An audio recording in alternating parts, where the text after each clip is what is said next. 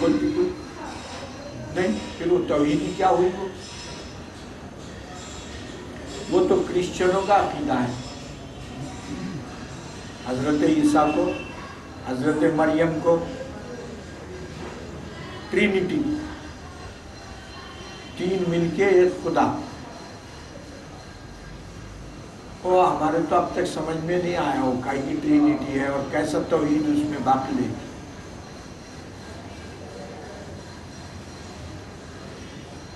ایک عجیب معمہ ہے مذہب عیسائیت، عجیب معمہ ہے.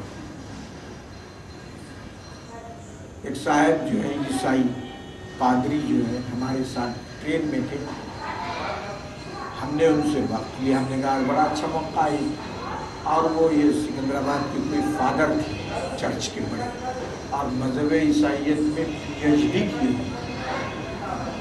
یہ بڑا اچھا موقع ہے کہ ادھر ادھر سامنے آمنے بیٹھے، دلی سے حیدرآباد آنا ہے.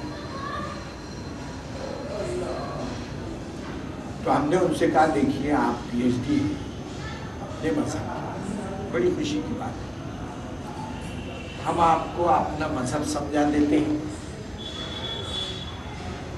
1 گھنٹہ، اور اس کے بعد آپ ہم سے سوالات کیجیے جو آپ کو شبہات ہے. جب آپ مطمئن ہو گئے پھر کھانا کھا لیں گے. اس کے بعد 1 گھنٹہ آپ اپنا مذہب ہم کو سمجھائیں. کیا ہے آپ کا مذہب؟ کیسا بننا کرسچن، اور کیوں بننا ضروری ہے کرسچن؟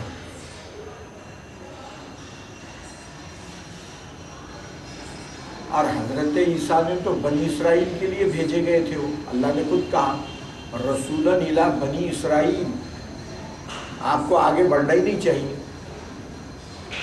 آپ ہم کو کیوں دعوت دے رہے ہیں؟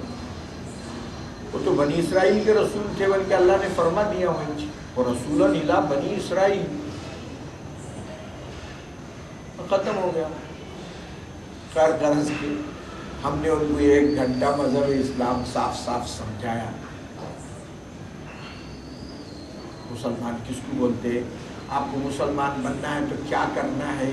میں نے کہا کچھ بھی نہیں کرنا ہے، 1 ہی منٹ میں آپ عقیدہ رکھ دیجیے لا الہ الا اللہ محمد الرسول اللہ. عربی میں بولنا بھی ضروری نہیں ہے، آپ انگلش میں بولیے، ہو گئے مسلمان. اتنا آسان ہے، نہ غسل کرنا ہے، نہ ختنہ کرنا ہے، نہ حوض میں رنگ کے کلر پانی میں نہانا ہے، نہ سلیب لٹکانا ہے، نہ کپڑے بدلنا ہے، نہ نام بدلنا ہے. نام آپ کا اگر جان ہے رہیے، رہنے تو کیا ہو. نام میں اگر شرکی معنی نہیں ہے، شرک نہیں ہے، تو نام رکھنے کو وہی نام رہنے میں حرج نہیں ہے.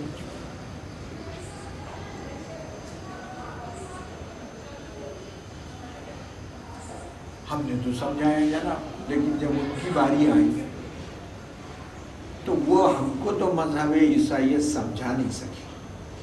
وہ کیا مذہب ہے، اور وہ PhD تھے اس میں، کچھ سمجھ میں نہیں آیا. پھر ہم نے سوالات کی بوچھار کر دی، سمجھ میں نہیں آ رہا. جیسا عقیدہ ہمارا ہے، ایمان ہے، یہ دیکھو اتنی چیزوں پر ایمان لانا، آمنت باللہ و ملائکتہ و کتبہ و رسلہ والیوم الآخر والقدر خیرہ و شرہ من اللہ تعالی والبعث بعد الموت. اس کی تشریح یہ ہو گیا ایمان آپ کا. اب کچھ چیزیں اسلام میں کرنے کی ہیں، کچھ چیزیں نہیں کرنے کی ہیں، کچھ چیزیں کھانے کی حلال ہے، کچھ کھانے کی حرام ہے. تو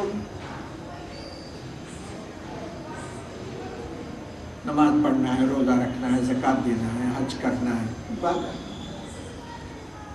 سچ بولنا ہے، وفا کرنا ہے، بغاوت نہیں کرنا ہے، اطاعت کرنا ہے، اخلاق، عبادات، معاملات درست رکھنا ہے. نہ صاف صاف سمجھا، وہ کچھ سمجھا نہیں سکے، وہ سٹ پٹا گئے. مذہبی جنہوں نے سمجھا نہیں ہے، انہوں نے مذہب سمجھا ہی نہیں۔ اور اسی طرح ایک مرتبہ ہمارے ساتھ ایک سکھ لوگ ہو گئے، وہ بھی کسی مدرسے میں پڑھ کے آ رہے تھے سکھوں کی، وہ کیا مذہب ہے ہمارے تو سمجھ میں نہیں ہے۔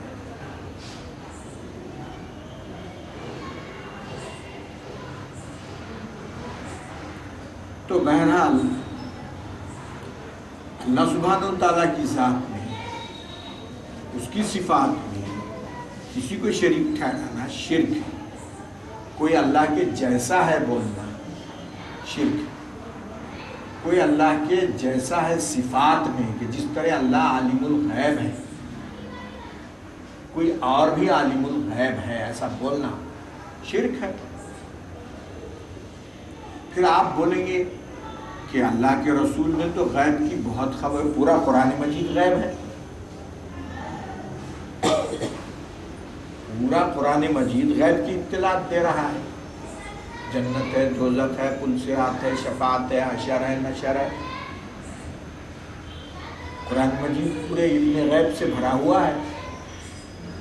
تو آپ بولیں گے کہ جب حضور کو عالم الغیب نہیں بول سکتے تو پھر یہ تو چیزیں ٹھیک ہے، ہم تو کہہ رہے ہیں آپ سے کہ اللہ نے آپ کو اخبار غیب پر مطلع فرمایا جس قدر چاہا،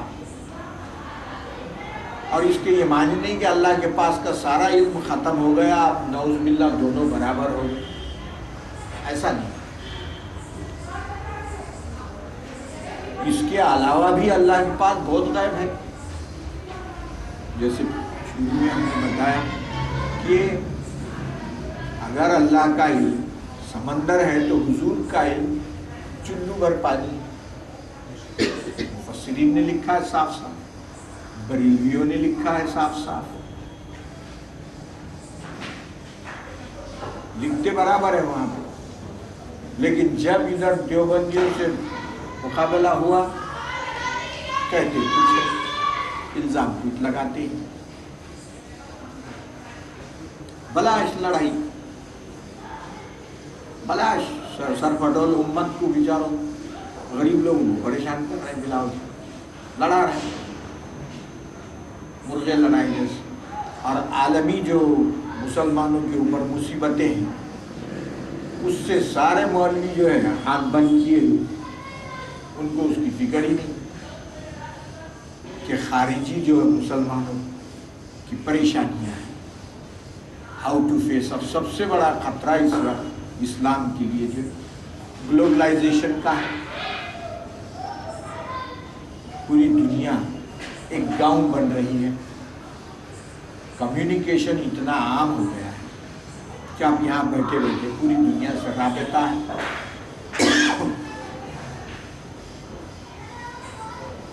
پوری دنیا ایک گاؤں، تو آپ بولیں گے کیا خطرہ ہے اس میں؟ بہت بڑا خطرہ ہے، اس لیے کہ یہ جب ایک گاؤں ہو جائے گا تو اس گاؤں میں پوری تہذیب اسی کی چلے گی جو گاؤں میں بڑا ہے، اسی کا مذہب چلے گا جو بڑا ہے مادی اعتبار سے، اسی کا کلچر، اسی کا مذہب، اسی کی فکر، آپ کی کوئی سنے گا ہی نہیں۔ چنانچہ دیکھ رہے ہیں ہم گھروں میں بہت سارے بزرگوں نے تو مصالحات کر لی، ٹی وی بھی دیکھ رہے ہیں، فحش فلمیں بھی دیکھ رہے ہیں، تسبیح بھی چل رہی، بیوی بچوں کے ساتھ بیٹھ کے فلم دیکھ رہے ہیں، ٹی وی دیکھ رہے ہیں، تسبیح بھی چل رہی ہے۔ کیا کریں؟ گھر میں کوئی ان کے ذہن و فکر کا رہا ہی نہیں، سب مخالف ماحول پیدا ہو گیا ہے۔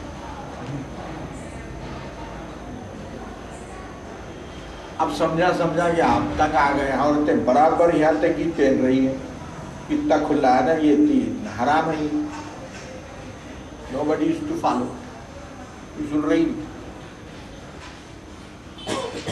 کلچر اتنا عام ہو گیا ہے۔ تو یہ ہے کہ گلوبلائزیشن میں جب دنیا ایک گاؤں کی شکل بنی تھی اور بن گئی ہے، تو اس میں اسی کا کلچر چلے گا جو طاقتور ہے، اور طاقتور تو وہی ہے، اور دوسروں کو تو جینے بھی نہیں دیں گے۔ تو سب سے بڑا خطرہ اسلام کو اس وقت یہی ہے، اور اسلام تو بڑے بڑے خطرات سے کھیل آگے بڑھا ہے۔ اللہ سبحانہ وتعالیٰ نے کیا فرمایا؟ یظہرہ علی الدین کلہ، اللہ اس کو غالب کرے گا پورے دینوں پر۔ تو اب دیکھنا ہے کہ اس گلوبلائزیشن کے خطرے سے اسلام کس طرح نبرد آزما ہو کے اوپر آتا ہے، اور اللہ سبحانہ وتعالیٰ سب کام یہ اسباب سے کرتے ہیں، فرشتے آ کے نہیں کرتے، آپ کو ہم کو ہی کرنا ہے۔ تو اب وہ کس طرح آپ کو ہم کو کریں گے؟ اب حیرت یہ ہوتی ہے کہ آپ ہم کو تو فکر ہی نہیں ہے، آپ ہم تو ایک دوسرے کے لڑنے میں تھے، وہ جماعت اس کو کافر بول رہی، وہ جماعت اس کو مشرک بول رہی، اب مسلمان بچے کون؟ اور یہی چاہتے وہ لوگ، ایک جماعت وہ دوسری جماعت کو، بڑی جماعت کو کہہ رہی کہ یہ کافر ہو گئے، وہ جماعت جن کو کہہ رہی کہ یہ مشرک ہو گئے، تو مسلمان کہاں بھی؟ اب حکومت کہے گی کہ بھائی مسلمان کون ہے، لے کے آؤ، ان کے مطابق وہ مسلمان نہیں، ان کے مطابق یہ مسلمان نہیں۔ اور جو خطرات اور جھگڑے آرتھوڈکس اور پروٹسٹنٹس میں ہوئے تھے، عیسائیت میں، عیسائیوں میں، پہلے کیتھولک جو ہے، آرتھوڈکس جو تھے وہ چھائے ہوئے تھے، تو انہوں نے ان کے خلاف ایک گروپ پیدا، انہوں نے اتنی بادشاہوں کو اپنے کنٹرول میں کر لیا تھا کہ ہزاروں لوگوں کو قتل کر دیا، لاکھوں، اور پروٹسٹنٹ پیدا ہو گئے۔ انہوں نے کچھ بادشاہوں کو تائید میں لیا، انہوں نے ان پر ظلم بڑھایا، انہوں نے ان پر، عیسائیوں کی تاریخ ہے آرتھوڈکس اور پروٹسٹنٹ کی کہ لاکھوں قتل ہو گئے۔ بحث کیا چل رہی ہے؟ حضرت عیسیٰ کا جو گدھا تھا اس کی لیٹ کا رنگ کیا تھا؟ ایک پارٹی کہتی تھی کہ مٹی کے رنگ کا تھا، ایک پارٹی کہتی تھی پنک تھا۔ یہ دیکھیے، یہ لڑنے کا مسئلہ ہے، same thing here also is happening. ایسے مسائل میں لڑائی ہو رہی، علم غیب رسول میں لڑائی ہو رہی، ارے وہ طے شدہ ہے، وہ طے شدہ ہے، ان کی بھی کتابیں چھان ماریے آپ، ان کی بھی چھان ماریے، بال برابر، فرق نہیں، وہ ان کو نہیں مانتے، وہ ان کو نہیں مانتے۔ اب نتیجتاً لڑ پڑیں گے، اور لڑ رہے ہیں، اور اس کی وجہ سے کیا ہو گیا کہ وہ جو آرتھوڈکس، کیتھولکس اور پروٹسٹنٹ جو لڑے، اور ان کی بھیانک جو ہے جنگیں ہو گئی، لاکھوں کٹے، تو عیسائی سماج جو ہے، اب آپ کو معلوم ہوا کہ یہ جو ہے آرتھوڈکس کا ہے، یہ قتل کر رہے ہیں، ان کو معلوم ہوا کہ یہ پروٹسٹنٹ ہے، وہ قتل کر رہے ہیں، تو عوامی مزاج ایسا بن گیا، نو ریلیجن، کوئی مذہب نہیں ہمارا، نہ ہم پروٹسٹنٹ ہیں نہ کیتھولک، نو ریلیجن، نہ کرسچنچ نہیں ہے۔ اب عام ہے، دیکھیے وہاں جا کے پوچھیے، ایک قلعے میں ہم لوگ دلی میں سفر کر رہے تھے، دیکھ رہے تھے ہم تو، جو کرسچن لڑکیاں بھی، ان سے بات چیت ہوئی، ہم نے کہا یور ریلیجن؟ No religion. کہاں کی مصیبت؟ ادھر بولے تو ادھر، ادھر بولے تو ادھر، یہ مصیبت ہے، ان کا نو ریلیجن۔ اب آپ کو اگر ہم یہ کہیں کہ آپ مسلم نہیں ہیں، آپ تو لڑنے کھڑے ہو جائیں گے۔ کوئی آپ کو کہے گا کہ آپ مسلمان نہیں ہیں، بول سکتے ہیں آپ میں مسلمان نہیں ہوں؟ نہیں، وہ بول رہے ہیں نو ریلیجن۔ ارے کیسا جی no religion? Ah, yes, no religion. You are Muslim? No. You are Christian? No. I don't have any religion. उसको बाप भी मालूम नहीं और फादर